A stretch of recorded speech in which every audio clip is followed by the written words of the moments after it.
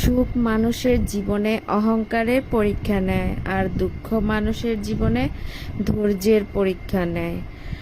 আসলে কি, জীবনে চলার পথে মেয়েরাই বড় যোদ্ধা। তাদের নিজের বলতে কিছুই নেই। নিজের বাড়িটাও একটা সময় পর হয়ে যায়। মেয়েরা মানিয়ে নিতে নিতে জীবনের আয়ু ফুরায়।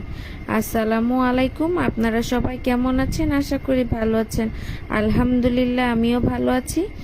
আজকে বেগুন আলু দিয়ে ছোট মাছ এভাবে মাখিয়ে হাতে মেখে বসিয়ে দিয়েছি। তো মাছ রান্নাটা অনেক ভালো হয়েছিল। এভাবে করে হাতে মাখা করে রান্না করলে অনেক ভালো লাগে। সাথে লাউ দিয়ে ডাল দিয়ে রান্না করব, মসুরির ডাল দিয়ে। তো ডালটাকে আগে ধুয়ে লবণ দিয়ে সিদ্ধ করে নিয়েছি। কষিয়েও রান্না করা যায়, আবার এভাবে রান্না করলেও অনেক ভালো লাগে। পরে বাগার দিব। তো লবণ হলুদ দিয়ে মশলা একটু জিরা বাটা দিয়ে প্রথমে সিদ্ধ করে নেব লাউটাকে। সুন্দর করে সিদ্ধ করে তারপরে আমি পেঁয়াজ কুচি, পরে রসুন দিয়ে এভাবে বাগার দিয়ে নেব। তো এভাবে রান্না করলে অনেক ভালো লাগে। আপনারা এইভাবে ট্রাই করতে পারেন। আমার কাছে তো লাউ রান্নাটা এভাবেই ভালো লাগে। তো অনেকেই দেখি মশলা কষিয়েও রান্না করে।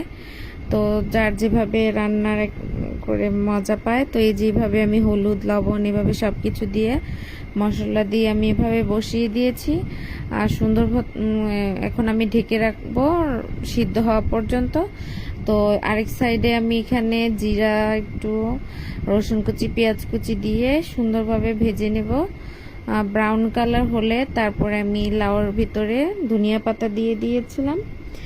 এইভাবে নাড়ছি সুন্দর মতো ভাজা ভাজা হলে তারপরে আমি লাউটার মধ্যে দিয়ে দিব।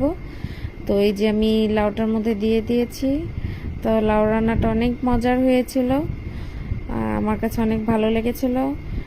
তো আজকের মতো এই পর্যন্তই। আপনারা সবাই ভালো থাকবেন। আল্লাহ হাফেজ।